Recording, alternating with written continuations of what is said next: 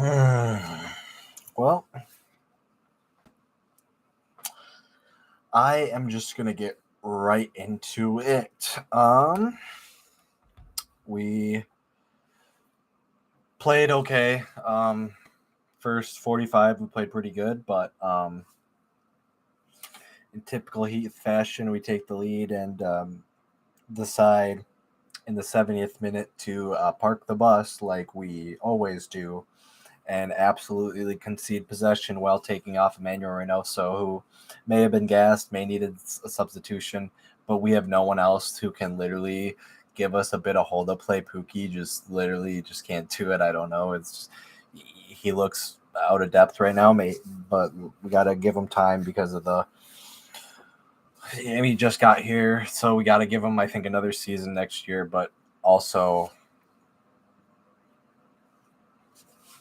it's frustrating because we expected a lot more from him. This team should be a lot better on paper, um, but it's frustrating not to use substitutions like Ismail Tashuri, other attacking subs like Mender late on in the game instead of bringing Paddleford on. Which, no disrespect to Devin, um, great piece to the team, but I don't think we need to be bringing on a left back and just to bring Asani up and forward a bit. I don't know.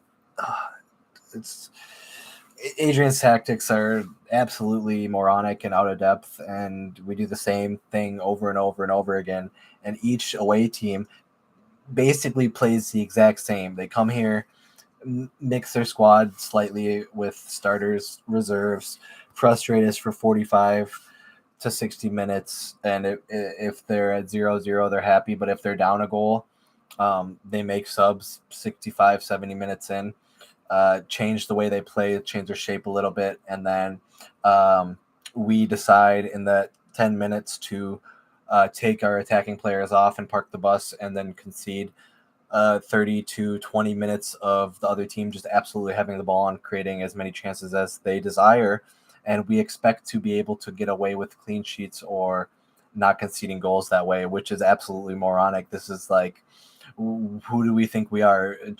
Like 2007 Chelsea or whatever, like Mourinho Chelsea. Like we are absolutely out of depth to be trying to park the bus every time we're up a goal. Like it is absolutely early 2000s tactics. Like even before that, like it's just we don't have the players to do that. We don't have the defense to do that. We don't have the attacking players to give us breathing room when we just for a minute or two, because we don't have that as soon as Ray comes off.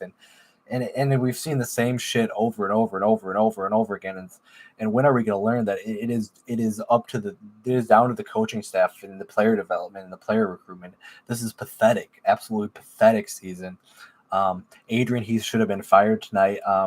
But knowing this club and the mediocrity that we strive for and the little pressure that is on this man for his job, even though I realistically believe I could manage this team through a game better than Adrian Heath can, because I simply just would not make the mistakes that he does every single game. You got to at least try new things, because the whole season, none of it's been working, and we have not, like, it's just crazy. It is absolutely mind-numbing, moronic stupidity from our great gaffer. He's just absolutely been on a straight downhill slump since the Western Conference semis. What was that against Seattle when we blew the lead there? Ever since that point, there was no getting to that point again with Adrian Heath as their coach. He needs to be gone tonight, but that will not happen because our front office is not serious, in my opinion. There should have been more pressure going into this game weeks on weeks before on Adrian, but it seems like this might be the tipping point. But I don't think even now with this result, we have too much of a casual fan base to. I mean, I think a lot of people do think it's the coach, but I feel like they don't put as much pressure on this sport and this coach as, let's say, Minnesota ended the season the Vikings, let's say, they have 3 wins at the end of the season, there'd be uproar from Vikings season ticket holders and fans and etc. So not saying that we're that bad. We're a 3-win team in like comparison, but like we are pretty piss poor. Like we are not very good. We don't win at home. We do snatch and grabs on the road, and that's all. That's how we've gotten most of our points this year: snatch and grabs on the road, which is how we literally set up to play at home. Is at the end of the game, we're setting up parking the bus for us and like giving them the exact opportunity for a snatch and grab. Like, I don't think we go to another team in Major League Soccer and they just say, here's the ball for the last 20 minutes while you're down a goal. Here's the ball for the last 20 minutes while it's 1-1. No other team simply does that. And we do that week in and week out, regardless if we have a lead or not. We will park the bus at one point in the game and just try not to concede a goal, which is absolutely mind-numbing. But we know Heath doesn't learn from his mistakes, and he needs to go. I even noticed, like, I don't want to pick on the Twitter admin or anything, but it seems like after the games, they're even scared to hit that final send button. It seems pretty late compared to normal games weeks before. But it could be just me looking into it a bit more, but it just seems like everything needs to be torn down from the bottom and restart. I mean, obviously can't tear down a whole team of players, so something's got to go.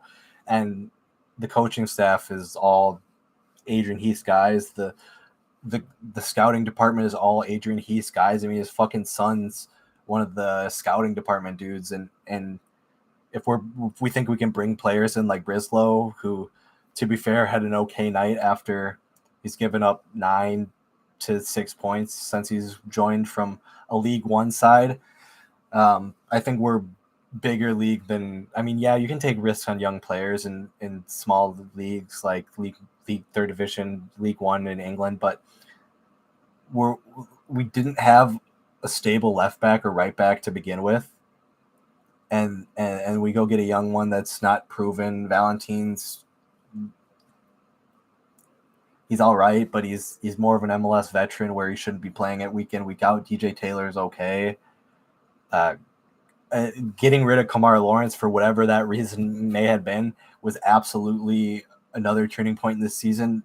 Getting rid of our best left back just was stupid, very stupid, regardless of the family issues or what was going on. I don't know the details if he wasn't going to play the rest of the season, but I mean, he was on international duty with Jamaica for the Gold Cup, comes back, and within a week or two we terminate his contract after that. I just didn't understand it, because like the left and right back are such important positions in modern football, and I think that spot we're pretty poor in to give width, as well as we have to play Hassani Dotson on the left wing. Like we have wingers. We don't need to put square pegs into round holes. Like I think Hassani is a very good player, but he should be playing in the midfield. I understand Greg Goose and Trapp are in the midfield, but I don't know, switch the formation, because something's not working, and it's just we see the same shit over and over and expect different results.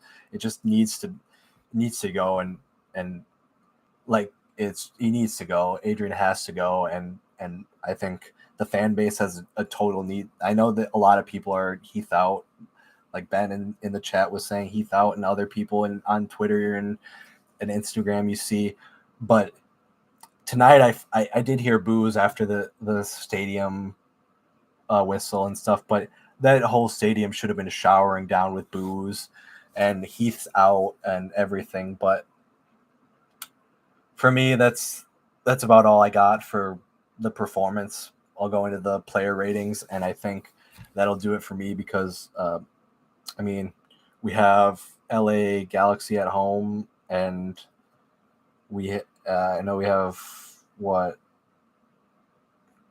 LAFC away, and then we have 3 games. We need 9 points probably, and that won't happen. I know that. Sitting in right now 11th with 38 points. 9th is 41. on the same amount of games played. Realistically, we could still make the playoffs, but ninth and eighth playing games is absolutely just it's charity. It's charity crap. Excuse my French, but I mean, it's just to get more games, more eyes, more league, more money. That's all that is. So I don't think we even deserve to be making the playoffs. And I think if we do sneak in the playoffs, then Adrian Heath continues being the longest serving manager to continue his playoff streak, and then his job security just bumps up even more when it really shouldn't have been after this abysmal season of home form and just form in general. It's been pretty poor. We haven't gotten a win in months. So the only bright spot about the whole season was the Leagues Cup, and we've been bowed out of that quite squeakishly. So, yeah, we'll get into player ratings and wrap it up. We'll go St. Clair, a 5 out of 10. DJ, 7 out of 10. Boxwell, 7 out of 10. Tapia, 6 out of 10. Brislow, 6 out of 10. Actually, yeah, 6 out of 10. Gregus, 6 out of 10. Trapp, 7 out of 10. Bongi, not a great night. A lot of balls given up when I thought he had a lot of free space on the right. I'm going to give him a 3 out of 10. Hassani Dotson, a 2 out of 10, playing out of position at left wing. Really shouldn't be playing there anymore. But we love just playing like we could have played Franco out there to start with. We could have played Sanbin. We could have played not that Franco played good when he came on today. We just had options, and we decided to play with a midfielder left wing and for width, and it just didn't Ray wasn't his best game, but he got into it a bit. 7.5. I'm gonna give him. Pookie with our lone goal, and he wasn't even great. If he wouldn't have got the goal, it would have been, I think, like a 6 or something. But since he picks up the goal, I'm going to give him like an 8.5. He's going to be my man of the match because he does pick up the goal, and he was a bit dangerous and one of our only dangerous forwards of the night. But even he needs to get better. And yeah, Franco, a 2 or 3 for me, or actually a 3. There was some link on play going forward that was good, but then defensively, he let Espinoza just absolutely destroy that right side with. Yeah, it was just not. It's such a frustrating game. But that sub was in the 45th minute. We took DJ off at halftime for Franco. Hassani went to left back or right back, and yeah, her left back, and Zarek went to right back, and then Zarek.